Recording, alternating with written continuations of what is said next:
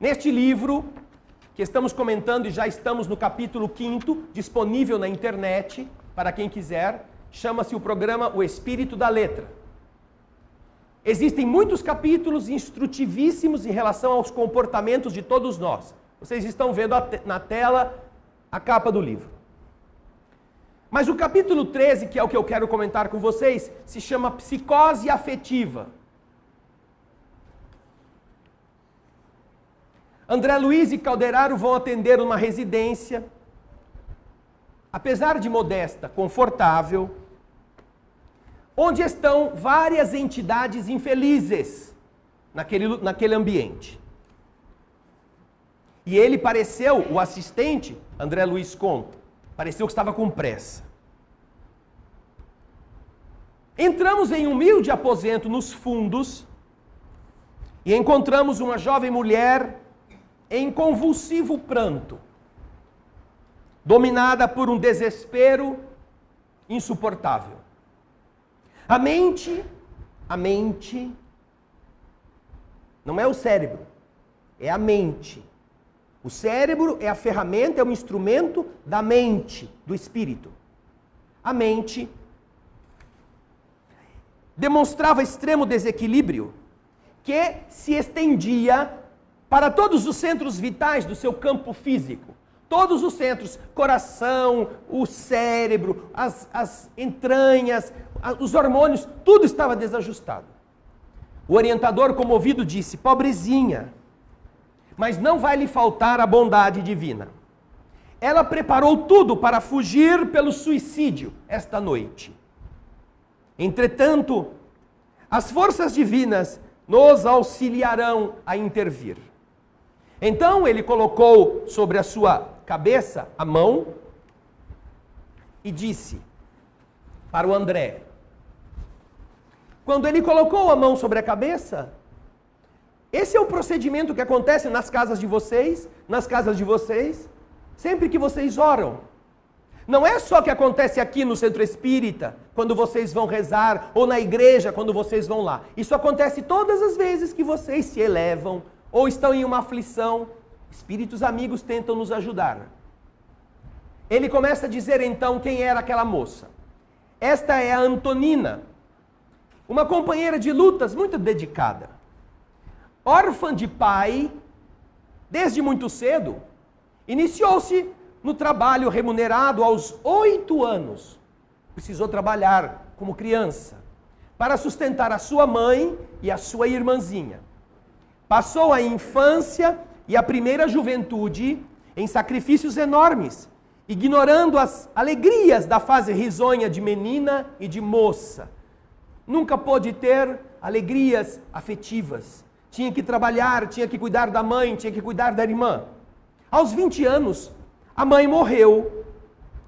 E apesar dos seus formosos ideais femininos, Antonina foi obrigada a se sacrificar pela irmã, que estava em vésperas de se casar. Casamento realizado, Antonina pensou em procurar afastar-se para viver a própria vida. Muito cedo, porém, observou que o esposo da irmãzinha era extremamente viciado. Perdido nos prazeres inferiores, entregava-se ao hábito da embriaguez diariamente, voltando para casa em horas muito tardes da noite a distribuir pancadas e vomitar insultos. Sensibilizada como irmã, diante do destino da sua companheira, Antonina permaneceu em casa. Não saiu para viver a sua vida. Permaneceu para proteger a irmã. Em renúncia silenciosa, aliviando-lhe os pesares e auxiliando a irmã a cuidar dos filhinhos que ela teve com esse rapaz, seus sobrinhos. Os anos correram tristes e vagarosos, quando Antonina conheceu certo rapaz, que precisava de apoio para desenvolver-se profissionalmente. Ele precisava de amparo para continuar nos estudos. identificavam-se pela idade. Os dois tinham mais ou menos a mesma idade. E tinham mais ou menos os mesmos ideais e os mesmos sentimentos. Ela, então, devotada e nobre, correspondeu-lhe a simpatia, convertendo-se em abnegada irmã do rapaz. A companhia dele, de alguma forma, projetava abençoada luz na sua noite de solidão e nos seus sacrifícios ininterruptos. Era alguém que, por fim, parecia que a abasteceria afetivamente. Ela que desde os 8 anos precisou esquecer-se para cuidar dos outros, repartindo o tempo e as possibilidades entre a irmã, 4 pequenos sobrinhos e esse sócio nos sonhos fulgurantes, dedicava-se ao trabalho redentor de cada dia. Animada e feliz, aguardando o futuro, havia descoberto um motivo para viver nos lobos superiores. Estava sonhando em construir o seu amanhã, o seu ideal, com uma pessoa que lhe valia a pena.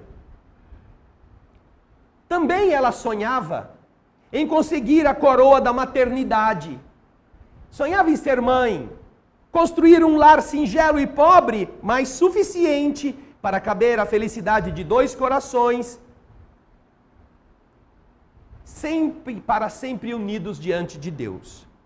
Todavia, Gustavo, o rapaz, que se valeu de sua amorosa cooperação durante 7 anos consecutivos, após a jornada universitária, sentiu-se demasiado importante para se ligar no seu destino ao da moça modesta.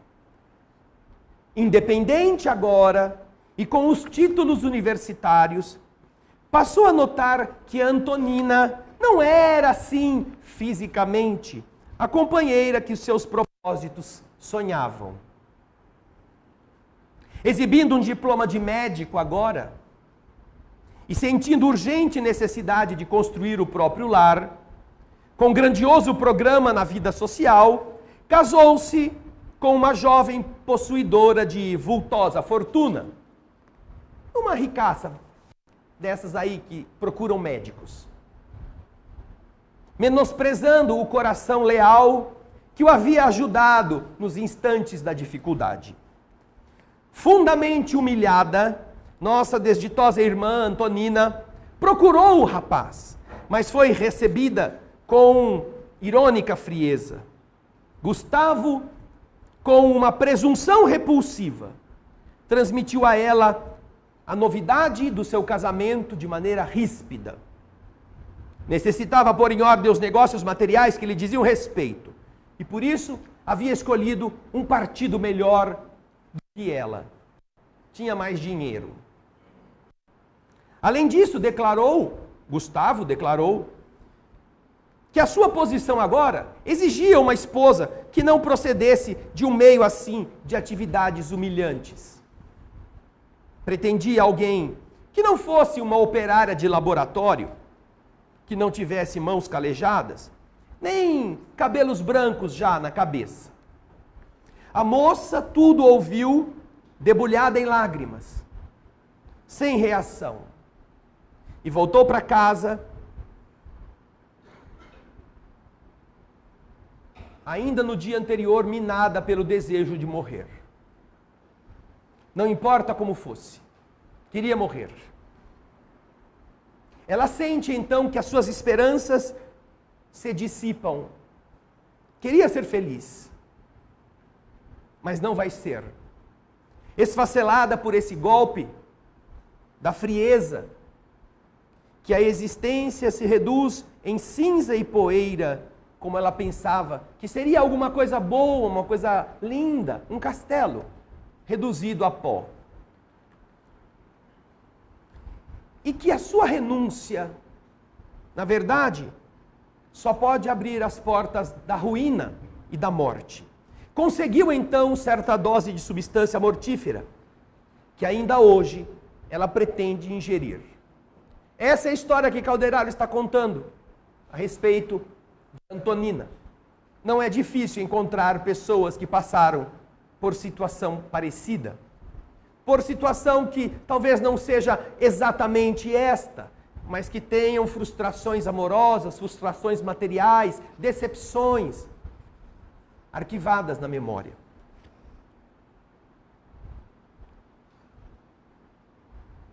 Dos olhos de Antonina, diz André, que começou a examiná-la, caíam pesadas lágrimas. No entanto, a câmara cerebral, ou da câmara do seu cérebro, partiam raios purpúreos, avermelhados, que invadiam o tórax, saíam do cérebro, desciam para o peito e envolviam-lhe particularmente o coração. Torturantes pensamentos embaralhavam sua mente. Registrando os secretos apelos, dava pena ouvir-lhe os gritos de desespero e as suas súplicas ardentes. André Luiz está escutando agora o pensamento de Antonina.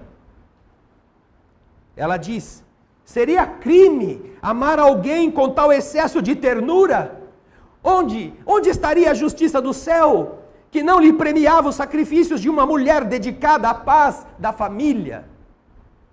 Ela queria ser alegre e feliz, como as venturosas companheiras da sua meninice, sonhava com a tranquilidade de um matrimônio digno, com a expectativa de receber alguns filhinhos, concedidos pela bondade infinita de Deus. Por acaso seria uma aspiração condenável sonhar com a construção de um lar modesto, com a proteção de um companheiro simples e bondoso, quando as próprias aves possuem seus ninhos? Será crime fazer isso? Pensava ela.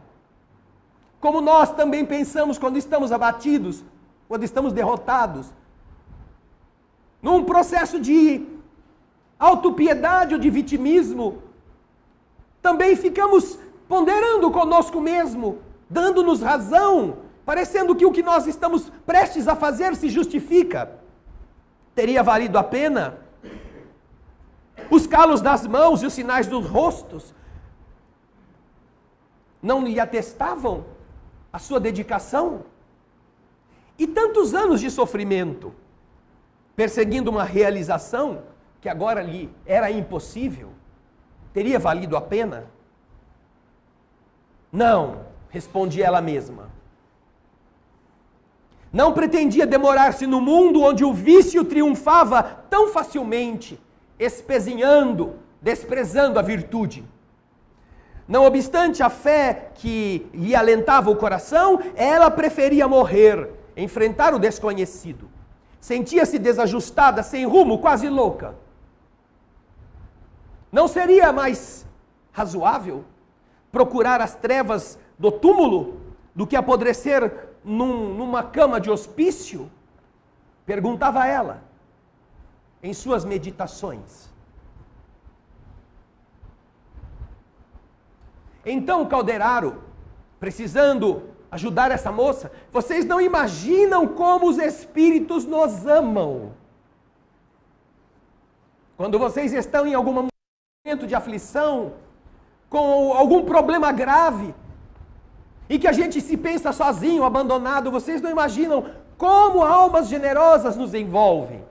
Calderaro diz a André: tenho instruções, André, para induzir-lhe o sono mais profundo logo depois da meia-noite, antes que ela tome o veneno.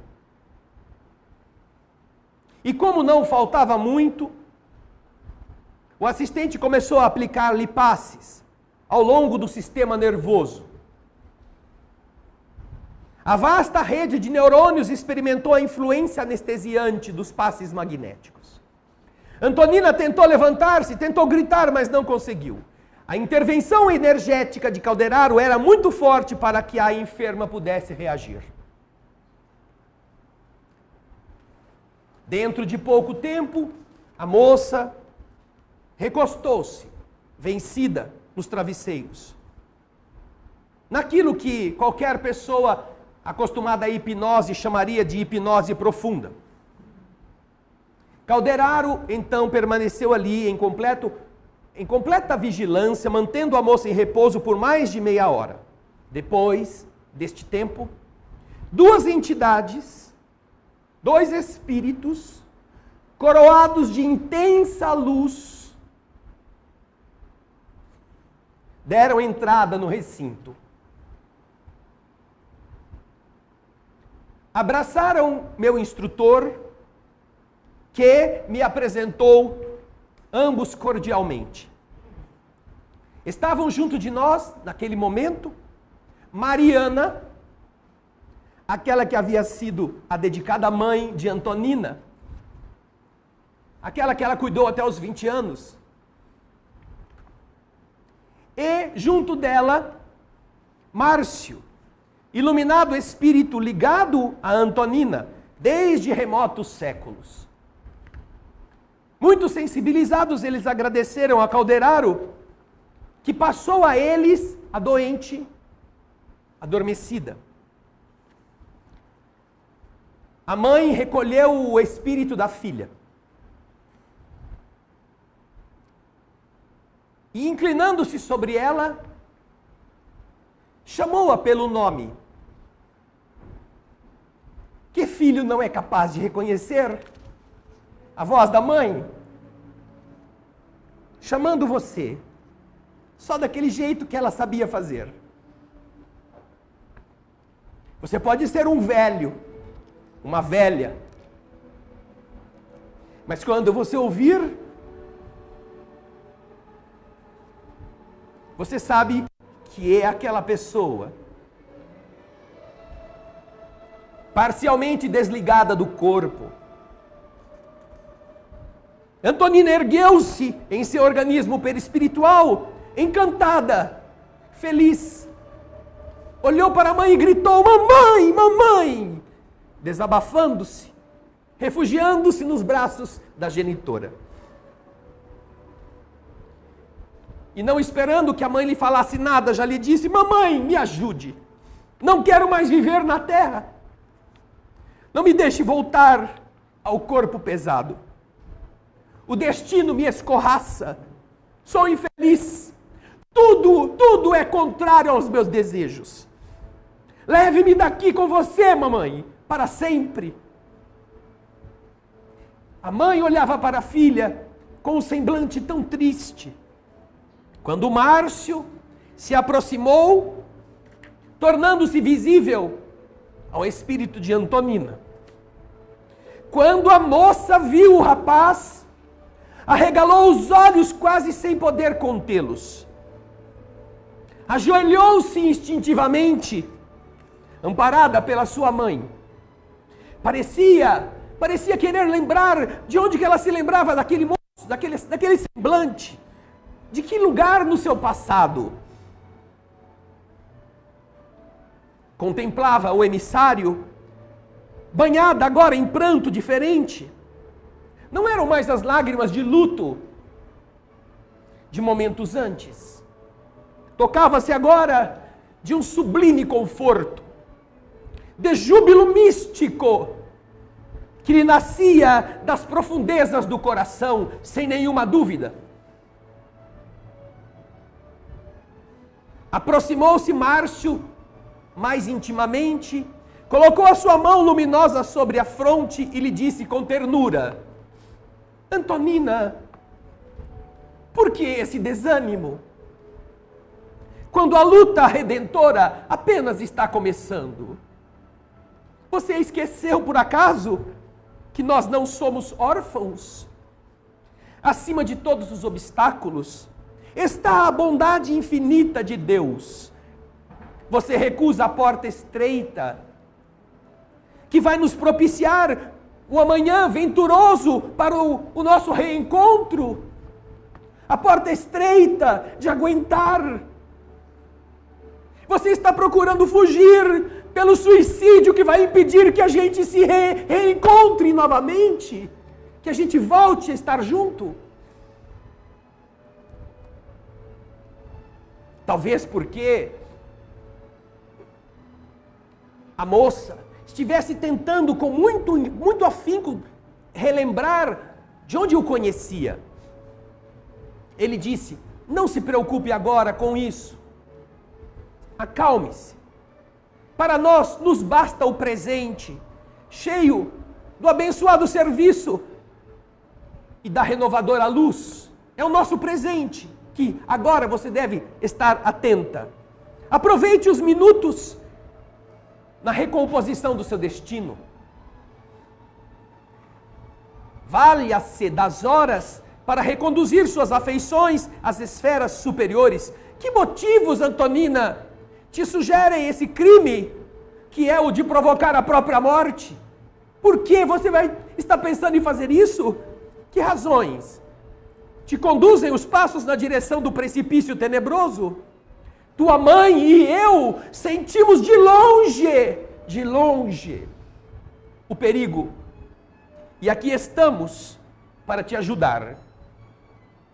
Por que você abriu o coração aos monstros do desespero? Me diz, Antonina, não me deixe assim sem ouvir a sua palavra. Eu não sou o seu juiz.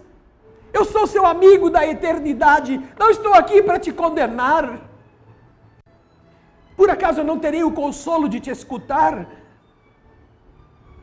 E ela então responde, depois de um pouco de titubeio: eu estou muito cansada.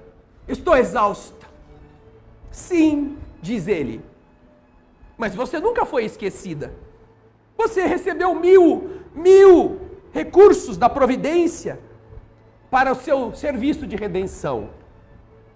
O corpo terreno, as bênçãos do sol, as oportunidades de trabalho, as maravilhas da natureza, os laços afetivos e as próprias dores da experiência humana. Não serão, Antonina, inestimáveis dons do divino suprimento, do divino armazém? São dons que estão sustentando você. Você ignora a felicidade do sacrifício? Você renega a possibilidade de amar? E então, foi aí que eu vi a jovem mulher olhá-lo com mais confiança, sentindo-se forte diante da insofismável demonstração de carinho que recebia de Márcio. Ela se abriu com mais franqueza e disse: tenho sonhado com a posse de um lar. Desejo viver para um homem que por sua vez me auxilia a levar a existência.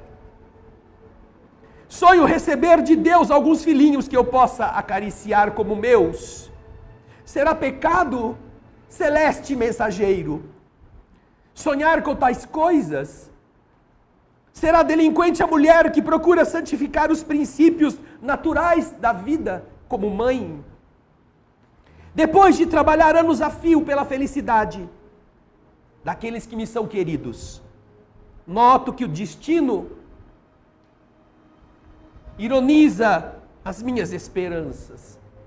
Será virtude viver entre pessoas alegres e felizes quando o nosso coração está morto? E depois de ouvi-la, afagando as mãos, evidenciando suas altas aquisições de amor verdadeiro, Márcio responde a ela com mais carinho: minha querida amiga, não permita que a sombra de algumas horas te negrem, te pretejem, te empane a luz dos séculos vindouros. É possível, Antonina, que você se sinta tão lamentavelmente só, quando o sublime e o supremo Senhor te concedeu o sublime lar do mundo inteiro. A humanidade é nossa família, os filhinhos da dor nos pertencem. Eu reconheço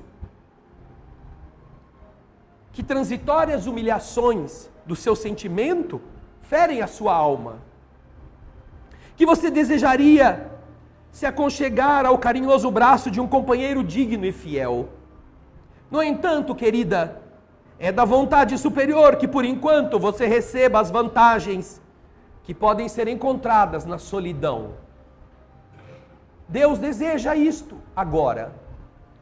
Se existem períodos de florescimento nos vales, dentro dos quais nos inebriamos em plena primavera da natureza, existem existências aparentemente isoladas e infelizes, nas culminâncias da meditação e da renúncia, a cuja luz nos preparamos para novas jornadas mais elevadas. Não suponha você que a fatal passagem pelo túmulo nos abra portas à libertação. Nos segue, do lado de lá, a lei por toda parte. E o Supremo Senhor se exerce a infinita compaixão, não despreza a justiça inquebrantável. Você se declara deserdada e infeliz. E, no entanto, ainda não apurou as possibilidades sublimes que estão à sua volta. Você se diz incapacitada de abraçar os pequeninos de Deus. Mas por que tanto exclusivismo para filhos do seu sangue? Você não enxergou até hoje as crianças abandonadas? Nunca viu os filhinhos da miséria e da privação? Se você não pode ser mãe de flores da própria carne, por que motivo você não se faz tutor espiritual dos pequenos necessitados e sofredores? Você acredita, Antonina, que possamos ser absolutamente felizes escutando gemidos à nossa porta? Gemidos dos que não têm mãe, dos que não têm o que comer, dos que não têm roupa para se agasalhar. Você acredita que é possível ser feliz ouvindo as lágrimas dessas pessoas na sarjeta da nossa moradia? Haverá perfeita alegria num coração que pulsa ao lado de um coro de lágrimas. O mundo não é nossa propriedade, Antonina. Nós, os filhos do Altíssimo, é que fomos trazidos aqui para cooperar nas obras que nos cercam. Cada um de nós que está aqui, cada um de nós, estes que nos assistem, para nós Ele está falando. Nós não fomos trazidos aqui como se fôssemos os donos do mundo, para termos um tapete vermelho como os príncipes, os reis, e sermos atendidos em todos os nossos caprichos. Fomos, como filhos de Deus, trazidos para ajudar nas obras que nos cercam, nas obras do Rei verdadeiro. É verdadeira infelicidade acreditar-se alguém favorito dos céus. Como se o Pai compassivo e sábio não passasse de frágil e parcial ditador. Não pense você que você é exclusiva e que só vai ser considerado de verdade feliz quando Deus fizer nada mais do que obedecer aos seus caprichos. Você sofre no seu corpo porque um homem cujo padrão psíquico se harmonizou com o seu em muitos aspectos, modificando depois o rumo, abandonou-a. Você sofre por isso. Você chora porque esperava encontrar na sua companhia algo da presença divina que traria serenidade às tuas angústias, às tuas esperanças de mulher dedicada. As inquietações do sexo tomaram um vulto na intimidade do teu santuário. E você sofre longo assédio de tribulações. Mas, por acaso você imagina que o sexo é a fonte exclusiva do amor? Será também vítima desse fatal engano? O amor é sol divino que se irradia por todas as potências da alma, não só pelo sexo. Esse é o amor.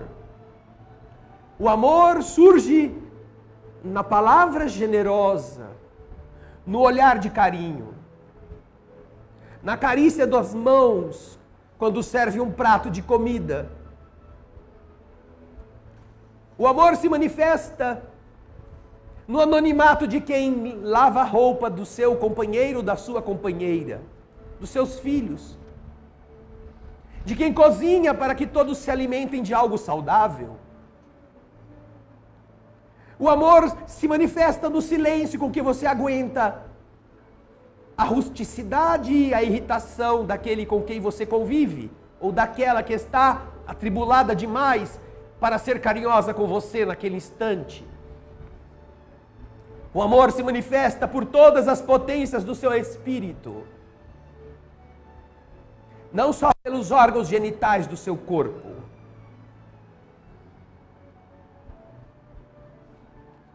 O que tortura as pessoas, Antonina, na sua mente, é o clima da prisão organizada por nós mesmos, construindo muros do egoísmo feroz. Não sabemos perder por alguns dias para ganhar na eternidade. Nós queremos ganhar agora, mesmo que depois a gente chore muito. Você não vai poder estar com o homem que você escolheu, em face das circunstâncias que você precisa viver e que te levarão à renúncia. Por que então não se consagrar ou não consagrar a este homem um amor puro, fraterno, que sempre eleva aquele que o cultiva? Você quer piorar a vida dele se matando? Você quer jogá-lo agora no vale da culpa, acusando de ser o responsável por você se matou por causa dele? Por que não abençoá-lo? Para que ele seja feliz. Na verdade, isso é egoísmo, diz Márcio para ela.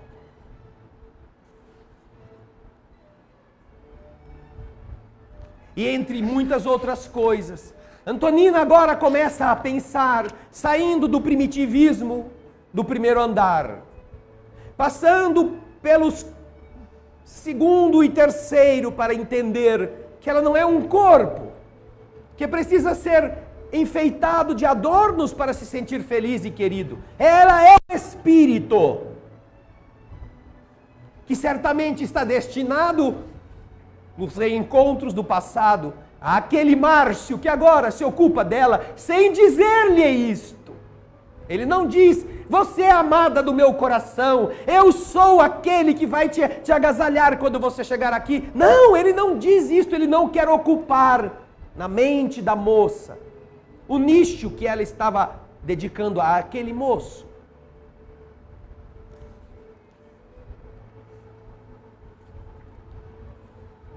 Antonina sorriu ao fim das revelações, em êxtase, apesar das lágrimas que rolavam pelo seu rosto. Por que você então, minha filha, não cuida dos seus sobrinhos como se fossem seus filhos?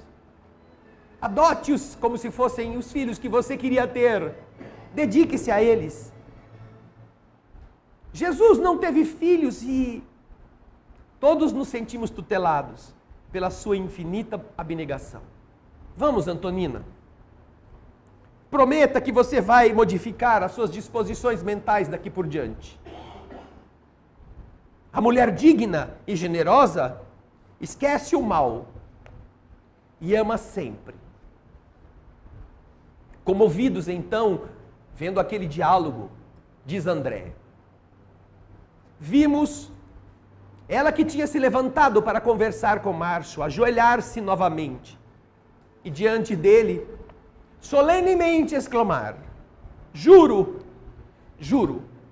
que eu vou modificar a minha atitude em nome de Deus. E isto tudo enquanto o corpo dormia.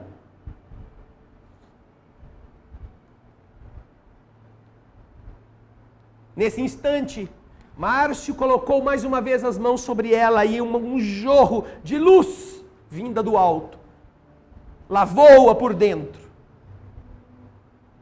até chegar nas zonas do encéfalo, do tórax e dos órgãos femininos. Logo após, Antonina, empolgada pela mãezinha e pelo companheiro da espiritualidade superior, afastou-se para uma excursão repousante, até que nas primeiras horas da manhã foi devolvida ao corpo. Entre 6 e 7 horas, a mãe trouxe a filha de volta. Agora com a fisionomia totalmente transformada, fulgurante, cheia de felicidade. E então, daí a minutos, ela despertou como que uma outra pessoa. Inexplicavelmente sentia-se reanimada, quase feliz. Um dos pequenos sobrinhos entrou, chamando-a: titia, venha ver a roseira que deu flores no jardim. E ela ouviu a voz daquele menino, que agora podia ser seu filho. Tia Antonina, vamos ver a roseira. Percebendo então as forças que voltavam, vimos Antonina sinceramente felizes pela sua reação, levantar-se e responder sorrindo: espera meu filho, que eu já estou indo. Espera meu filho. Não é o suicídio que resolve. Não é a tristeza o remédio. É o que você quer fazer da sua mente, olhando as coisas que já existem de bom no seu caminho. Sair das condições inferiores do pensamento. Usar o seu agora para aprender com os erros, não para remoê-los e ficar vivendo na amargura. E sonhar com o futuro que você construa hoje, mudando hábitos alimentares, hábitos afetivos, hábitos de todos os dias, na palavra, nos assuntos, enriquecendo-se. Cada um de nós volta a ter contato com a origem divina de onde viemos. Quando você estiver abatido, quando estiver triste, mesmo quando estiver doente e achando que tem motivos para isto, lembre-se que você é originário da fonte construtora de todo o universo. É o Pai que soprou para que nós todos existíssemos. E se nos deu a honrosa oportunidade de enfrentar uma enfermidade, não é para sermos derrotados por ela. É para que cresçamos com ela. Nos redimamos por causa dela. E se esta enfermidade se chama afetividade frustrada, sonhos não realizados, decepções amorosas, elas são iguais aos cânceres, iguais aos tumores. Tem a função de nos ajudar a crescer. Não saiamos da vida, porque da vida nós não conseguimos sair. Podemos matar o corpo, mas vamos sentir saudade dos problemas que tínhamos, se fizermos isto. Quando entrarem na sala de passe, lembre-se desse calderaro. Você tem um amigo assim. Lembre-se desse André Luiz que nos está contando há 70 anos atrás esta história. Para que a gente, 70 anos depois, entendesse como a gente funciona um pouquinho e parasse de dar trabalho para Deus. Passássemos a ser filhos queridos, seus amigos, fazendo o que Ele nos pediu. Seja bom, faça o bem. E o resto, tudo passa. Esta é a saúde que vale a pena buscar. É esta e é por esta que nós nos reunimos aqui, mais uma vez nesta noite. Muita paz.